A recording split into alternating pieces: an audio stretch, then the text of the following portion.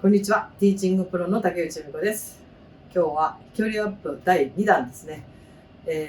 体の捻転差ということについてお話ししたいと思います。じゃあ今日のレッスン始まるよ。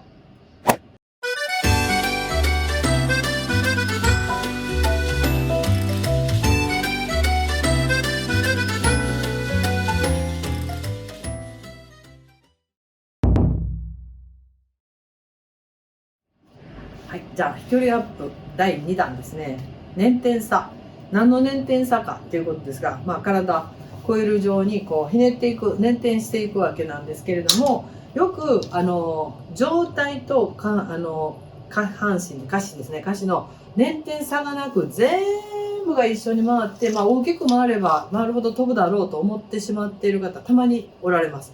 そうではなくて、ちょっとイメージ変えていただきたいんですが、スイングの、基盤となる体ですよね。おへそ、ちょうどこのベルトラインから上、おへそのあたりから上を、上肢ですね。で、上半身のことですね。で、おへそから下を下肢と、上と下にちょっと自分の体を分けて考えてください。で、この上と下の差の、ちょっと基準としまして、下は骨盤ですね。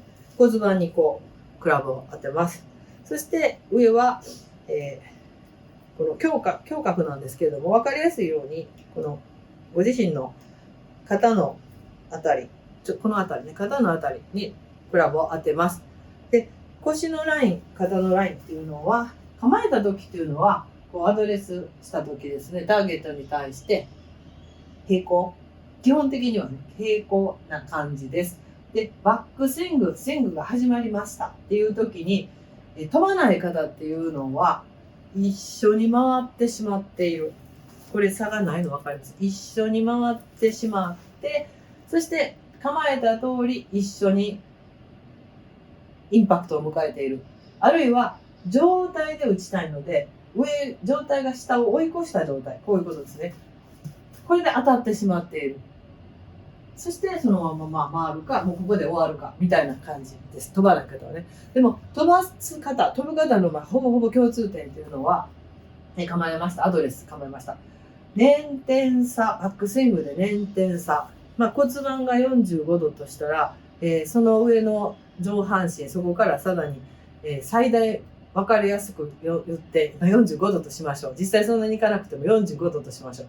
そしたら、この状態、バックスイングのトップの状態で、お腹は45度、正面より45度、右向いてるとします。そして、そのお腹からさらに上半身っていうのは、さらに45度、右を向いたと捻転差ですよね。これとこれにこう差ができた。お腹と胸に差ができた。そしたら胸はほぼほぼ後ろ向くわけですよね。打っていくターゲットに対して後ろ向くわけですよね。この差、自分から見て45度ぐらいできた。これをインパクトで揃えてしまうのではなくて、ここからさらに下半身がリードしていくので、イメージはさらに広げるようなイメージでダウンスイングが入ってきます。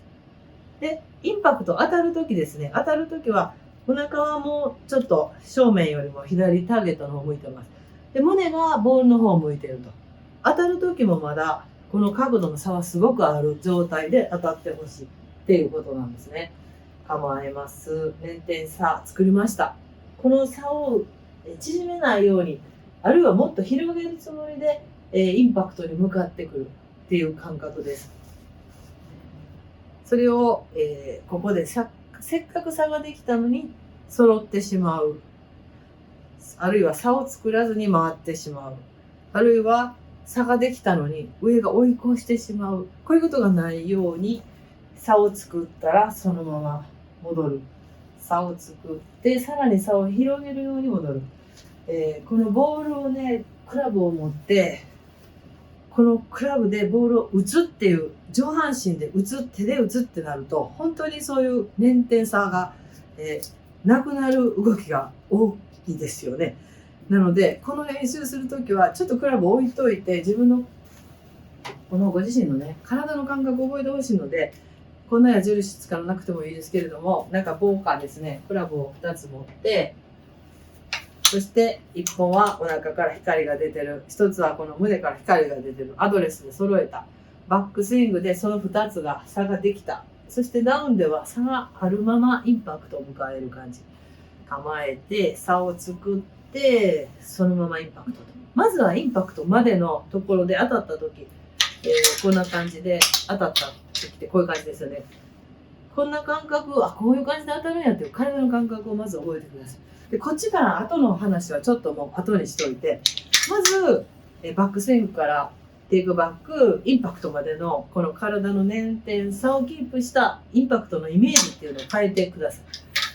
アドレスしたままここにこうやって戻るのではないよっていうことを体を使ってまずはトレーニングをしてみてください。そしてボールを打つ時でもボールに当てようとせずにですね、そのかなり振り遅れた感覚になると思いますので、この構えた状態から捻転差を作って捻転差をキープして戻ってきたらこんな形になります。でまず最初はもうここで終わりでいいと思います。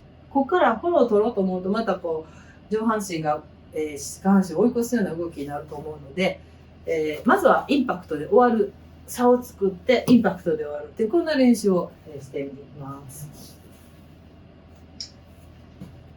当たらなくてもねいいと思ってまず構えます。そして差を作りました。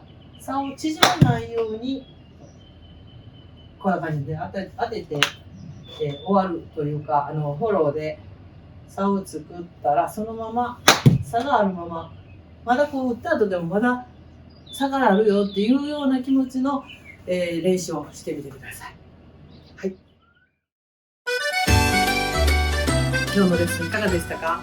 飛ばすための大事な体の捻転差ですね。捻転差を作ってそれをほどかないようにインパクトまでの感覚でいいので練習を何回も何回もこう体の感覚として覚えましょう。ね、そうすると上じゃなくって、下半身、お腹、骨盤から下ですよね。体幹っていうのをものすごく使うんだなということが分かってきます。そういう気づきが出たらもう飛距離アップ第一歩間違いなしなのでぜひ頑張ってやってみてください。